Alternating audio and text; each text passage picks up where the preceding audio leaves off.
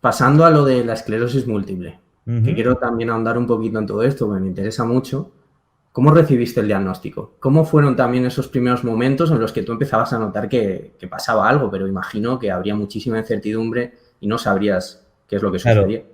A ver, la verdad es que fue un proceso muy rápido, ¿eh? Yo tuve un brote y después de ese brote me hicieron unas pruebas en urgencias, luego ya a la semana siguiente fui a neurología y ahí me hicieron unas pruebas, me diagnosticaron la enfermedad y no fue un tiempo como de algo me pasa, sino que de repente me pasó. Y fue un tiempo de absoluta incertidumbre y muchísimo miedo, ¿no? Luego, además, tuve algún brote de vez en cuando, pero luego pasé mucho tiempo sin ningún síntoma ni brotes, con lo cual, cuando empezó la nueva fase de la enfermedad, que fue progresiva y poco a poco, pues por suerte ya me pilló mayor, es decir, hablamos de que fue a lo mejor 25 años después del primer diagnóstico, los primeros brotes, y asumo que tenía una vida lo suficientemente cómoda como para poder asumirlo bien, un entorno profesional y emocional que siempre ha estado ahí, sigue estando ahí y que lo hizo todo más fácil. Y me imagino que vital y emocionalmente a mí me pilló más preparado que si esta fase en la que estoy ahora la me hubiera tocado con veintitantos. ¿Cómo funcionan esos brotes?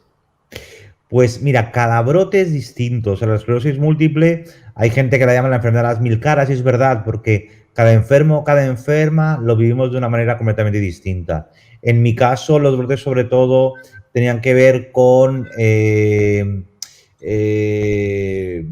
pinzamientos musculares, sobre todo en los ojos, yo perdía la visión o veía doble porque se quedaba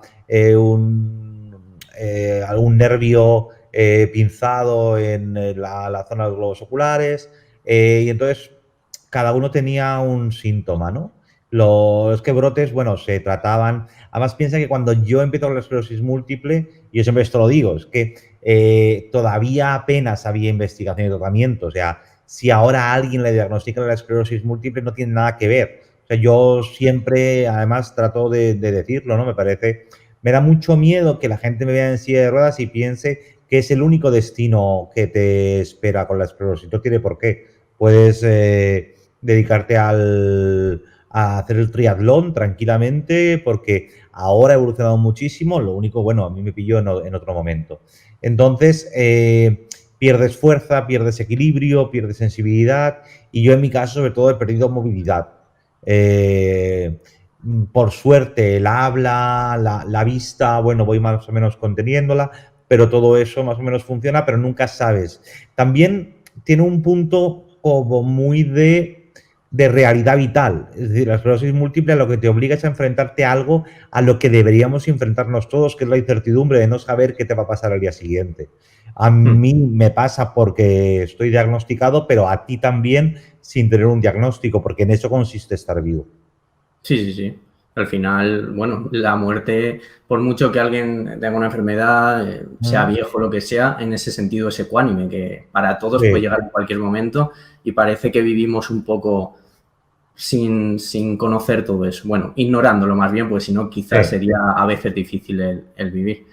¿Cómo es el tratamiento de la esclerosis múltiple? Yo te cuento Bueno, cómo es mi sí, tratamiento. sí, Mi tratamiento, yo estoy en un tratamiento experimental. La esclerosis sobre todo es una enfermedad autoinmune, que lo que sí, provoca es que el cuerpo se defienda de unos ataques inexistentes y provoca que a través de ese exceso de defensa el cerebro deja de segregar una sustancia que se llama mielina, que es una sí. especie de lubrificante de los músculos.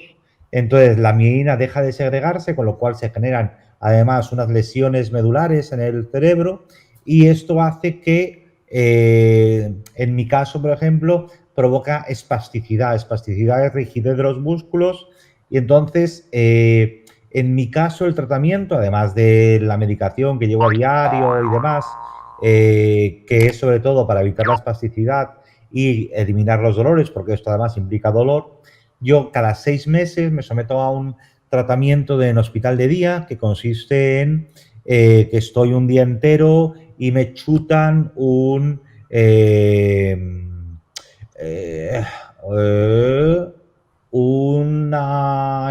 medicamento que me baja las defensas, inmunodepresor, ya he encontrado la palabra. Un inmunodepresor que lo que hace es evitar que mi cuerpo tenga esa reacción de sobredefensa, que es exactamente lo mismo por lo que yo un día fui a un terapeuta. Porque mi cabeza se sobredefendía de ataques que ya no existían.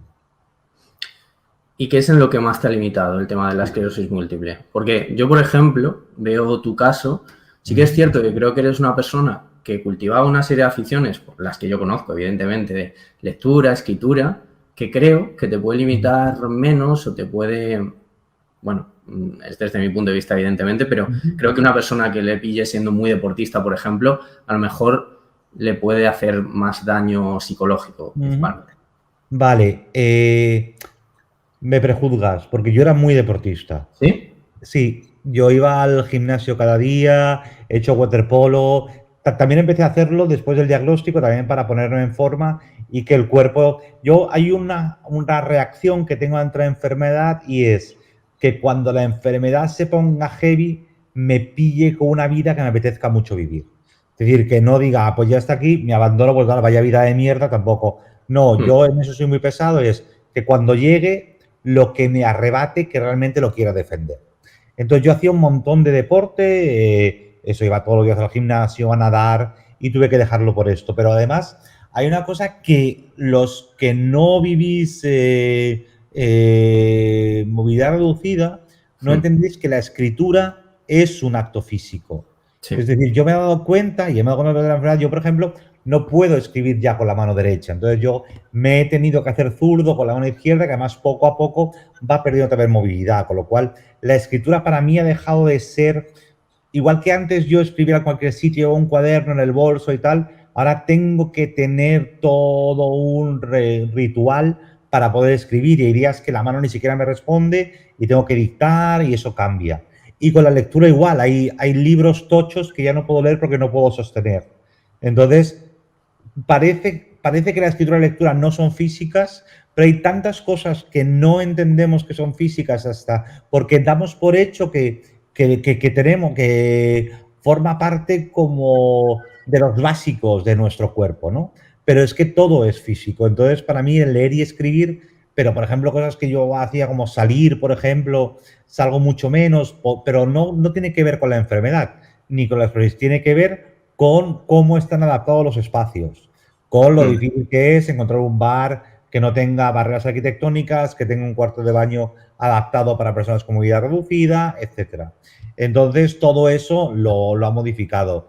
Pero, ¿qué he hecho? Pues encontrar junto con mi marido una casa perfectamente adaptada, donde vivimos cómodamente y donde vienen amigos y amigas a estar con nosotros y para compensar eso. Pero al final trabajas con mecanismos de compensación y aprovechando todos los privilegios que estén a tu disposición. Pues sí que te he prejuzgado con lo de... No, pero está bien que lo veamos, pero sí, parece que... No, pero es verdad que yo también lo pensaba, ¿eh? Que escribir y leer son acciones intelectuales. Sí, pero tienen un componente físico al que no le damos importancia. Sí. Es como si tú mañana te rompes el dedo meñique de una mano y te das cuenta de que no puedes escribir y leer como lo hacías antes. Sí. Yo sobre todo lo del deporte, claro, también lo decía un poco porque me da la impresión en la serie de que no, quizás no te gusta tanto, pero claro, yo no en la serie, claro, en la serie hay un salto temporal que no recoge esa época, ¿no? Claro. Antes comentabas un poco lo de avances que ha habido en el tema de la esclerosis múltiple, investigación o tratamiento. Sí. ¿Cuáles son? ¿Y cómo a lo mejor puede vivir ahora una persona que le diagnostiquen de ello?